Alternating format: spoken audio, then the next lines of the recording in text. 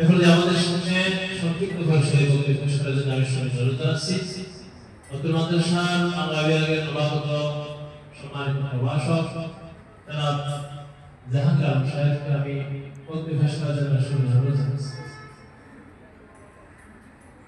আসসালামু আলাইকুম ওয়া রাহমাতুল্লাহি ওয়া বারাকাতুহু। পরওয়া আইনুল উলুম দারুস সুন্নাহ মাদ্রাসা কর্তৃক আয়োজিত আলিকরিম বর্ষের ওরিয়েন্টেশন উপস্থিত অত্র প্রতিষ্ঠানের উদীয়মান এবং অধ্যক্ষ মহোদয়, উপস্থিত আছেন ভারপ্রাপ্ত অধ্যক্ষ মহোদয় এবং উপস্থিত আছেন আমার সিনিয়র সহকর্মী এবং আমার সাথে উপস্থিত যাদের আজকে উদ্দেশ্য করে এই অনুষ্ঠানের আয়োজন, সবাইকে আন্তরিক সালাম ও শুভেচ্ছা। আসসালামু আলাইকুম ওয়া রাহমাতুল্লাহি ওয়া বারাকাতুহু। আসলে এই কারণে আমরা যে বিষয়গুলো বলতে চাই, দেখা যাচ্ছে এখানে আমরা ম্যাক্সিমাম শিক্ষকরাই কিছু কমন কথা আমরা বলে থাকি।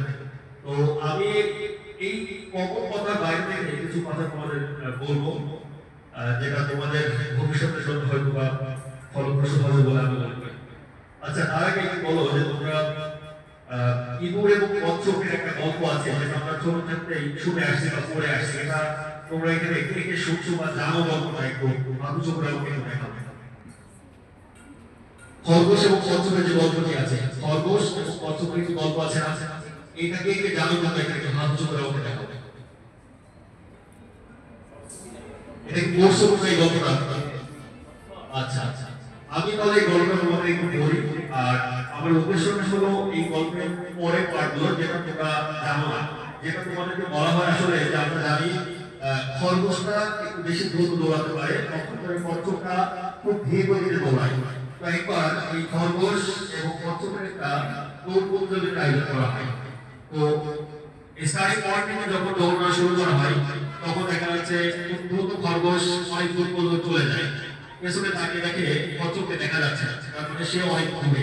তখন সে ভাবে হয়তো বা কচ্ছপ আসতে আসতে অনেক সময় লাগবে, আমি এই সময়টাকে একটু রেস্ট নিই, তারপর ওকে যখন আবার দেখতে পাবো কাছাকাছি চলে আসবে, আবার তখন আমি দৌড়ানো শুরু করবো।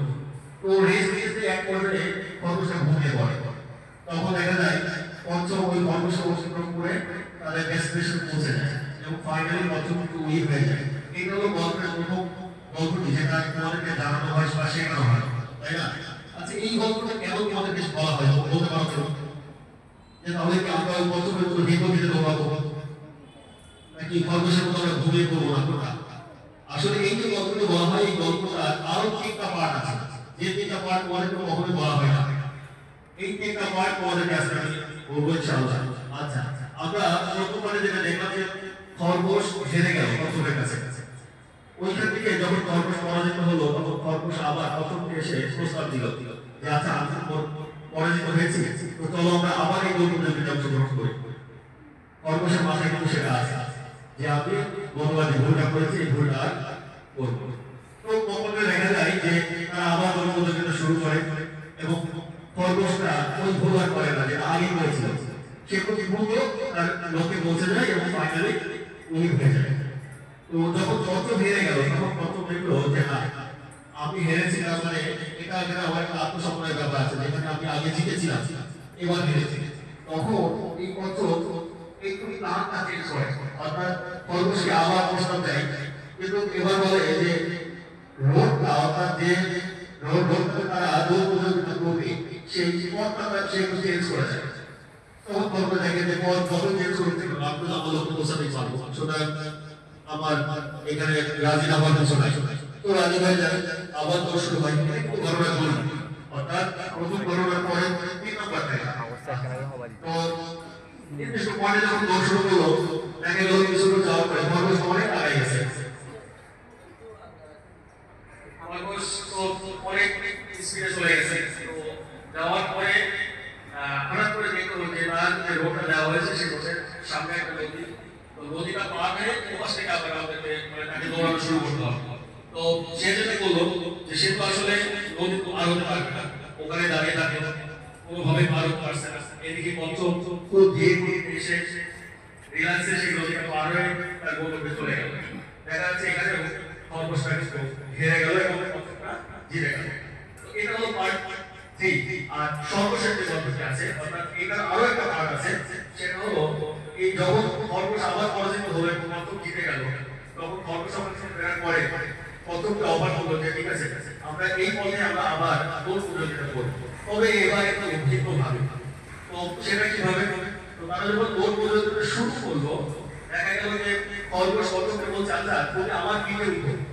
তো খরগোশ সেটা থেকে তো দ্রুততার সহিত সেই নদীর মধ্যে গেল। যাওয়ার পরে খরগোশ কচ্ছপটাকে থেকে নামিয়ে দিল। তখন কচ্ছপকে বললো আচ্ছা এবার তুমি আমাকে কাঁধে নিয়ে এই নদীকে পার করো।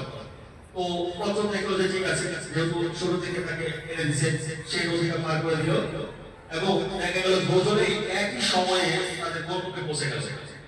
এখন এখানে পরাজিত কে হলো এবং জয়ী কে হলো? আসলে কিন্তু দুজনেই জয়ী হলো, কারণ তারা দুজনেই কিন্তু একই সাথে চলে গেল। কিন্তু মজার ব্যাপারটা হলো এই যে তারা আগে যে গোল প্রতিযোগিতা করেছিল, যে সময়টা তাদের লেগেছিল তাদের সাথে অনেক কম সময়ে ওরা এই নির্দিষ্ট পথে অতিক্রম করছে। আর এই গল্পের বড় স্টোরি হলো এই যে আমরা এখানে তোমরা যারা আছো, তোমরা তোমাদের সাথে যারা আছে, তোমাদের সহপাঠী যারা আছে, তাদেরকে কখনো প্রতিপক্ষ না ভেবে যদি তাদেরকে সহায়তা করে এবং তুমিও তাদের কাছ থেকে সহায়তা পাওয়ার আশা করে তোমরা এই আগামী 2টা বছর আগামী বছর 2 বছরটা শেষ করতে পারো, তাহলে দেখবা তোমাদের পরের জীবনে অর্থাৎ ভার্সিটি লাইফটা তোমাদের অনেক ব্রাইট হবে।